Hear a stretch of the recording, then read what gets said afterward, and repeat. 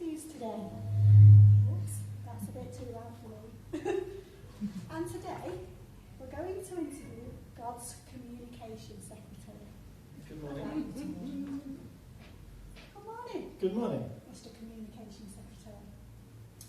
Can I start with the questions? I've got a nice list here, so be prepared for me. Where should we pray is the first question. Yeah, so I'm responsible for prayer, and I'm responsible for all communications that God has with His people and His people have with Him. So where should we pray? It's a good question. Anywhere, really. You can pray in church, you can pray outside, you can pray in the toilet, which is sometimes the only quiet room, undisturbed room in the house. You can pray on a plane. A lot of people pray on planes. Jesus suggests praying in our own little room at home, because some people, when they pray, they're like these really big, elaborate prayers, and they stand up and they come up with words that are just about still in the Oxford Dictionary and so on, and sort of, look at me, and it's all, but it's actually about God and you. So when you pray, take yourself away somewhere quiet.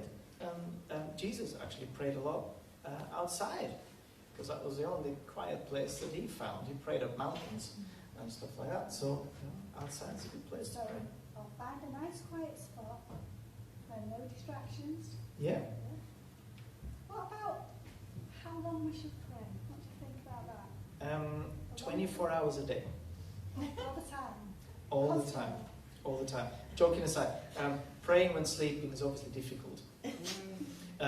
More difficult than sleeping whilst praying, apparently. But what I mean is every waking minute. So prayer isn't something that we can switch off and switch on, like like a phone. When all right, then God, I'm gonna hang up. No, you hang up. That sort of. But it's really about a relationship with God. So when we pray, we should really be praying every single minute of our waking day. I'll give you this, by the way, is one way that God communicates with His people. So it's like a handbook, which is very. I wish people would come with a handbook as well, but they don't. So this is God's handbook, where He has a lot to say. And right now I can't even find what He wants to say. But 1 Thessalonians 5 verse 17 says this. Where is it? Oh, here. Pray continually. Give thanks in all circumstances. And Ephesians 6 verse 18 again says, and pray in the Spirit on all occasions with all kinds of prayers and requests. So every waking minute, basically, that's when we should pray. Now, there's this general guilt that I sometimes feel, that people feel they're not praying enough. But it's not about formulating a prayer all the time. It's about being in the presence of God and the awareness of it. And every word you speak is a word that God hears. Every thought you think is a thought that God understands and hears. So it's in that sort of thinking that we praying all the time. So instead of, I should pray more, that sort of just brings guilt. It's, I could pray more. I could be more aware that what I say is something that God hears. Who can pray? Can anybody pray? Anybody and everybody. We don't really put any restrictions on communications with God our Father at all. So it's not just the priest who has sort of got a special line. We don't listen to the Pope more than we listen to Ethel. We don't listen to a pastor more than we do to Mary, who works at the till in Aldi. It makes no difference to us. So everybody gets the same attention. In fact, contrary to popular belief, you don't need to be a Christian to pray. You don't even need to believe in God to pray. We'd rather much prefer an authentic, genuine prayer rather than the professional, well-crafted thingamajig. As if God is more into Shakespeare than Drake and will.i.am. Give me a stuttering, stammering prayer with a few swear words in it any day, but as long as it comes from the heart, over a cold and disengaged prayer said out of duty. So sometimes the best prayer that I've ever heard starts with, God, I'm not even sure you exist, but here goes. Great. At least it's genuine and authentic. What about loud prayers, quiet prayers, loud, silent? What do you prefer? I can't tell the difference in volume. We don't differentiate between silent and loud prayers. They all sound the same to me. What about praying in different languages? Das ist überhaupt kein Problem. Is somebody going to translate? Oh, that's why you need me. He said I might need you in this. It's no problem. Ja, beten in anderen Sprachen ist für Gott überhaupt kein Problem. Versteht alles. For praying in other languages is no problem at all. God understands every language. So praying in tongues. What about praying in tongues? Well, for those of you who are new to that sort of thing, praying in tongues is sort of a heavenly language, a language that God understands and generally humans don't understand. Sometimes, as part of our communication, we give people the gift of understanding that sort of heavenly language. And it's often underrated, so people ignore it, dismiss it, but it's also often overrated. So sometimes when people speak in heavenly languages, they dismiss people who don't, they're not Christian, second-class Christian, and so on. But it's a gift with a purpose to build up, just like every other gift. Now, I know, Barbara, that sometimes you speak to us in the heavenly language. What's your experience with that? I'll tell you about that. I love to speak in tongues. It is a heavenly gift from God. When I was in my early teens, I'll tell you about this, I was in church and I heard this lady speaking in this language that I had no idea what she was talking about. And but it just sounded beautiful to me. Although it just touched my heart. And then this man, who wasn't the pastor, spoke words afterwards. And that was the interpretation of this message, if you like, that this lady had brought.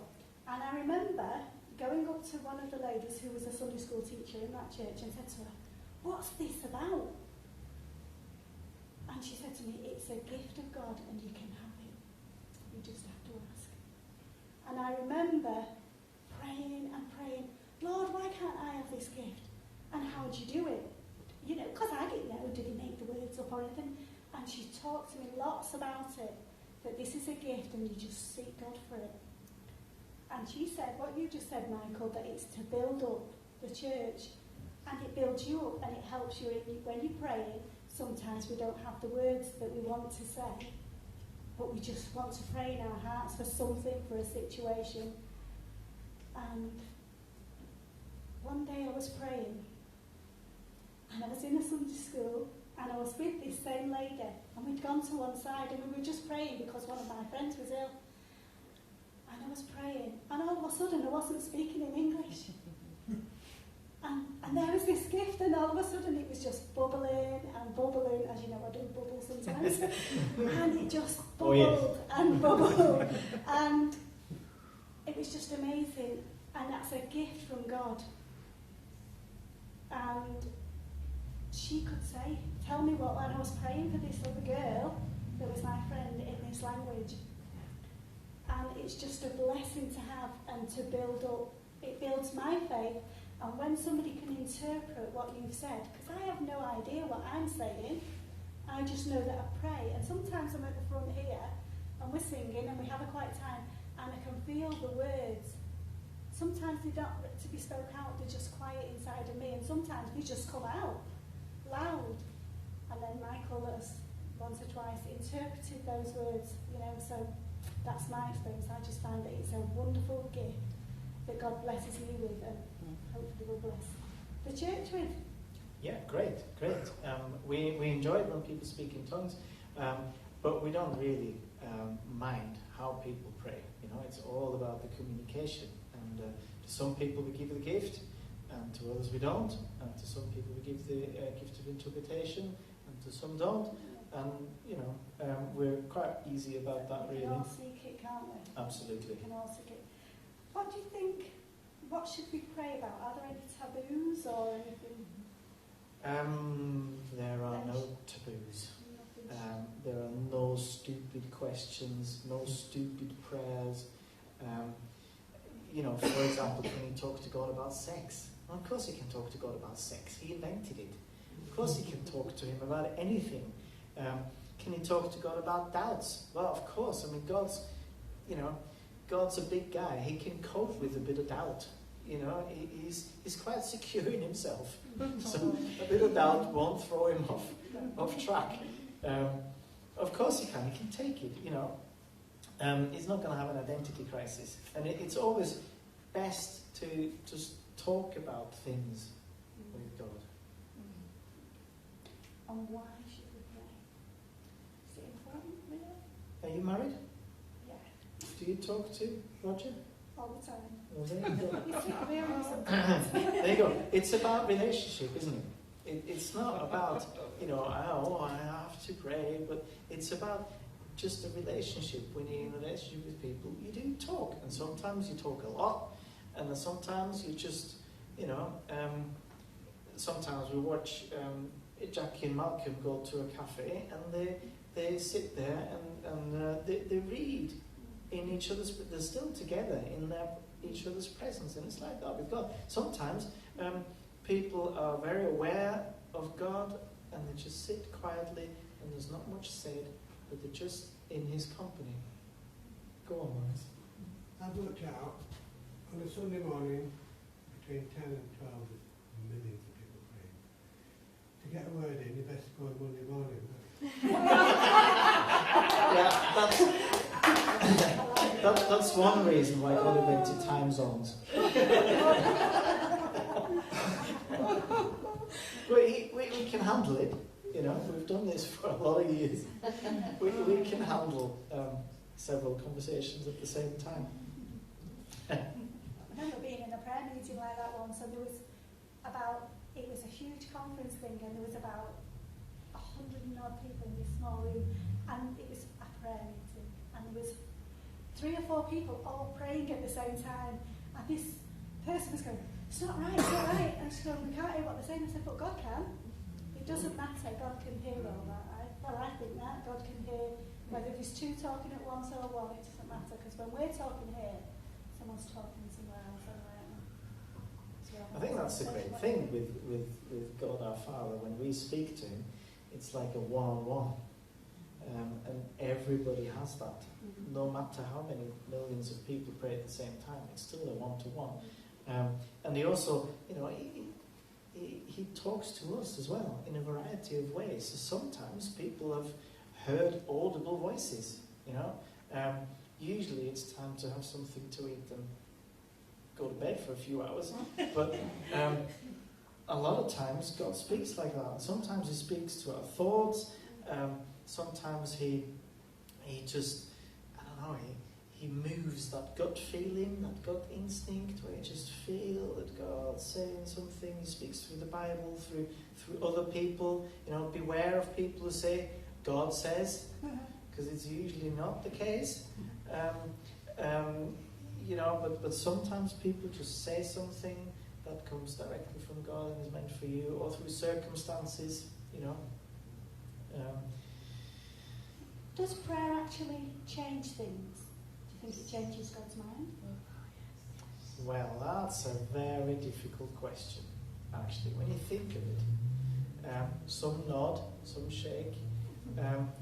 Yes, it does, and no, it doesn't, and either is true, if that makes sense. So yes, Otherwise, God wouldn't ask us to pray, right? Jesus wouldn't have said, ask whatever and I will give it to you. But no, as if we can say to God, actually, I have a better idea.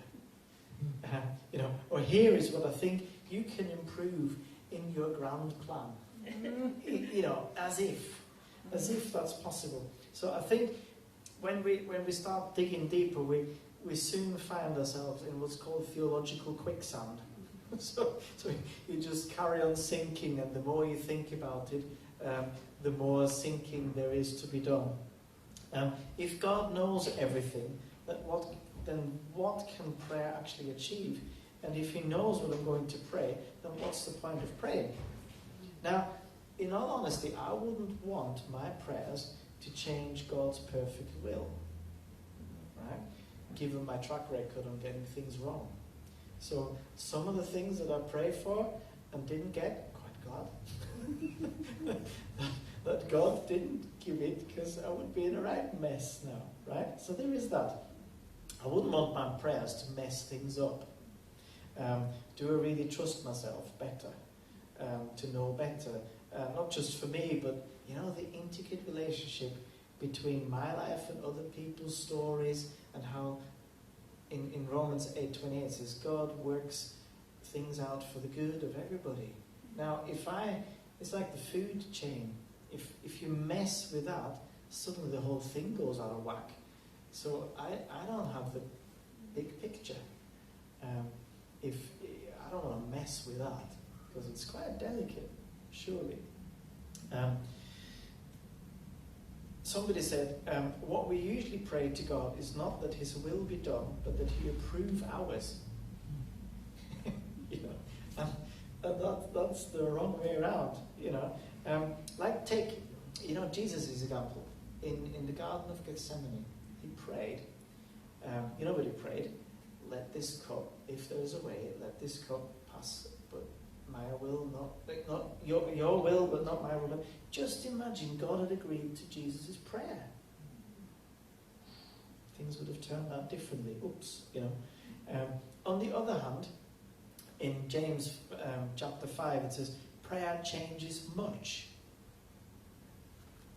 How much? Well, Ephesians 3 verse 20 much. Listen to this. Now to Him who is able to do immeasurably more than all we can ask or imagine, according to His power that is at work within us. So how much? Much more than we can ask or imagine. Now that's an awful lot that prayer can change. So it's yes and no and both, meaning that prayer isn't more than prayer is more than just getting or not getting what you want. As if God is some sort of a Santa Claus who you write the list to, and then you either get it or you don't get it. It's a relationship of love, surely, where God gives us good things and doesn't give us what is bad for us, short or long term. And we pray, and it changes us, and we discover His love and will for us, and He loves being with us. Somebody said, the value of consistent prayer is not that He will hear us, but that we will hear Him. And what about unanswered prayer? I don't quite understand the question. Does God always answer? Yeah, God always answers prayers. No prayer goes unanswered. It's just that sometimes we feel we're not getting an answer, right? So there's several reasons. Perhaps you're not listening,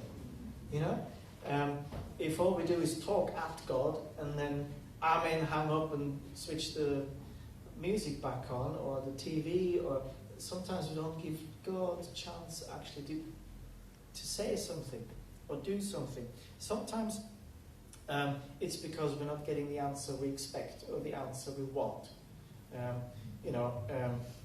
So if you ask God for pizza and He gives you lasagna, but you don't want lasagna, well, God's not answering my prayers, not actually giving you lasagna, not pizza. So that's very trivial. But you know what I mean? If we don't get the answer that we want, we just keep asking the same thing, like a 3-year-old child. Can I have some ice cream? No, not now. But can I have some ice cream? No, it's still no. Can I have some ice cream? No, actually, no. I already said no twice. So here's your answer. You don't like the answer. Can I have an ice cream? You know, it's that kind of approach that we have with God sometimes. Sometimes it's a timing thing, right? If you ask God for ice cream before your tea, it's not a great idea, right? Sometimes God just has to say, well, not right now, you know, just hang on. Perhaps there's a lesson to learn first. Sometimes you're not ready for the answer. You know, Lord, shall I get married? Well, actually, there's a few things you got to figure out and grow up first. Otherwise, you're going to mess this thing up. And sometimes, and that's quite important, you are the answer. No, Lord, can you please do something for this poor homeless guy? Or can you please do something for this old lady next door because she's really struggling, she can't look after her garden anymore, and she's struggling cleaning the house. Can you please do something? And God's not doing something because you were the answer. You know, is thinking of it like that, it's just plain as day, isn't it? Sometimes God prompts you to pray for something. That's what He wants us to do. It's actually you. Yeah, we're trying to delegate the responsibility to God, which is not the idea. What do you think about written prayers? There's a lot of written prayers. The Anglicans use it all the time, don't they? I personally don't have a problem with written prayers at all. Again, as long as they're genuine, right? If you just read something off a sheet of paper and whilst you're doing it you think of something else, that's a different thing. But you can have a very meaningful prayer time with a prayer someone else has written. Sometimes the other people are far more gifted with words and they can say things in a much more meaningful way than we could. Some people write down their own prayers because it helps them to stay focused, or it helps them to pray when they can't find the words at the time. And personally, what is your favourite prayer? Personally, well, the right answer for God's communication secretary would be the Lord's Prayer, right? But this is my favourite prayer, Ephesians 3.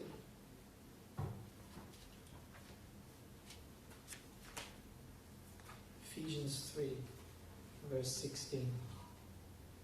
I pray, this is Paul speaking, I pray that out of His glorious riches He may strengthen you with power through His Spirit in your inner being, so that Christ may dwell in your hearts through faith. And I pray that you, being rooted and established in love, may have power, together with all the saints, to grasp how wide and long and high and deep is the love of God, and to know this love that surpasses knowledge, that you may be filled to the measure of all the fullness of God. Thank you so much, Mr. God's Communication Secretary. What You're a very fabulous title. What do you think about questions? Would you like? Yeah, Has yeah. anybody got any questions that they would like? God's Communication Secretary. Has anybody got anything that you'd like to say or ask? I haven't got a question, but I read something very, very beautiful last week, and it said that God was looking forward to us waking up in the morning so He could hear us talking to Him, and He was really just waiting for us to start chatting to Him, and I just thought it was so beautiful. I mean, I can't remember exactly how it was written, but that's what it was saying, and I just thought it was just lovely. That's why He wakes us up in the night. Yes, exactly, yes. Yes. Which He does, by the way, sometimes. He wakes us up. He does, he does.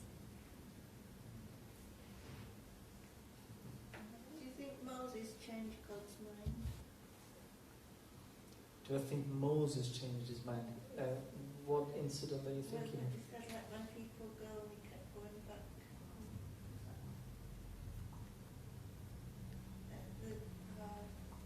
It's the Israelites, isn't it? Yeah, It really is difficult, a very difficult question. It depends sometimes how you think God's will is. Is it something that's written in stone and sealed and filed away and unchangeable? Or is it something much more dynamic than that? We think of God's will in our four dimensions. So what's written, that it is has a place in history. But remember, God's outside time, so His will is far more dynamic, and there is no time in history where God's will is formed because God's not in time. So it gets quite complicated when we think about that.